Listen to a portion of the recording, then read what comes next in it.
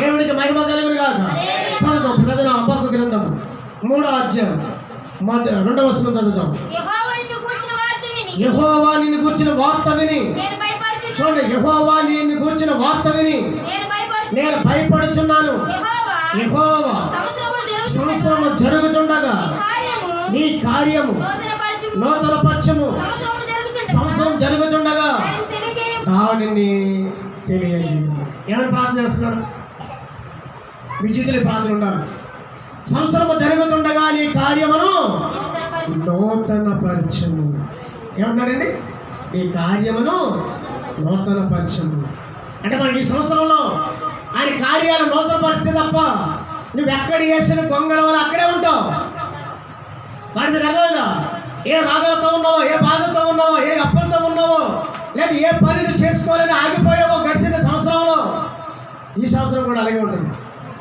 అని జరగదు. ఎందుకని దేవుడు ఆ కార్యం చేయకపోతే నీకైనా మాకైనా ఈ భూమిలో ఎవరికైనా సంవత్సరంలో జరుగుతుండగా కార్యాలని నూతన పరిచేవాడు ఆయన. నూతన పరచడం అంటే నెరవేర్చడం, ఆగిపోయిన పనుల్ని నెరవేర్చడం. మన సంవత్సరం అంతా కూడా బిడ్డకి వివాహం కావాలని కోరుకున్నాం, లేదా సంవత్సరం అంతా కూడా మంచి సంతానం కావాలని కోరుకున్నాం, లేదా మన సంవత్సరాలు ఇల్లు కట్టవలసిన సభలు ఆగిపోయింది, లేదా మన సంవత్సరంలో ఏదో ఉద్యోగం కోసం నువ్వు ప్లాన్ చేస్తావు, లేదా మన సంవత్సరంలో నువ్వు చదువుకొని మన అనుకున్న కార్యాల్లో ఎదగలేకపోయావు. ఇలా చెప్పుకుంటూ పోతే చాలా ఉంటాయి. అవన్నీ కూడా ఈ నూతన సంవత్సరంలో దేవుడు చేయాలి. అదే నూతన కార్యం. హల్లెలూయా.